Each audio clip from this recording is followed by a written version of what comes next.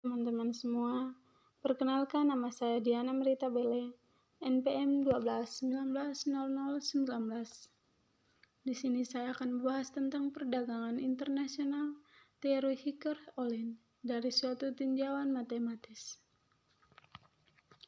Teori perdagangan internasional dimulai ketika ekonomis Swedia, yaitu Eli Hickert, tahun 1919, dan Bertil Ohlin, tahun 1933, mengemukakan penjelasan mengenai perdagangan internasional yang belum mampu dijelaskan dalam teori keunggulan komparatif. Dalam teori HO terdapat dua kurva, yakni yang pertama, kurva Isokos, yaitu kurva yang melukiskan total biaya produksi.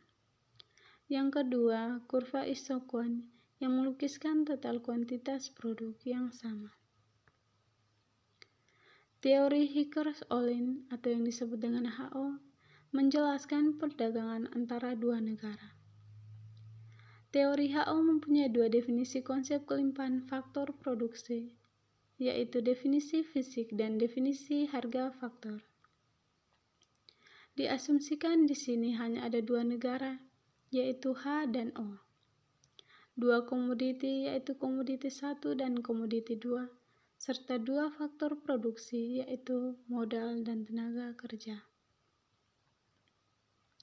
Menurut definisi fisik, suatu negara H berkelimpahan modal apabila total rasio jumlah modal terhadap total jumlah tenaga kerja di negara F lebih besar dibandingkan dengan di negara F.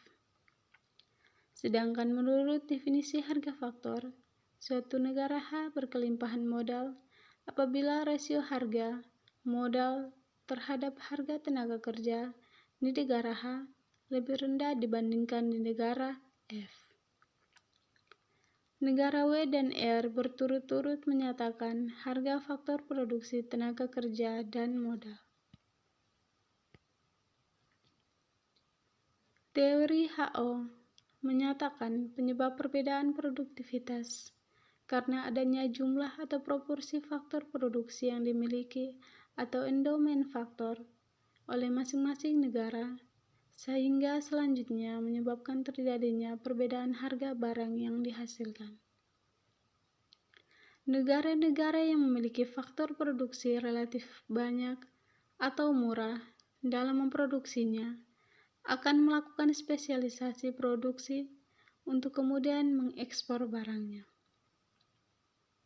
Sebaliknya, masing-masing negara akan mengimpor barang tertentu jika negara tersebut memiliki faktor produksi yang relatif langka atau mahal dalam produksinya.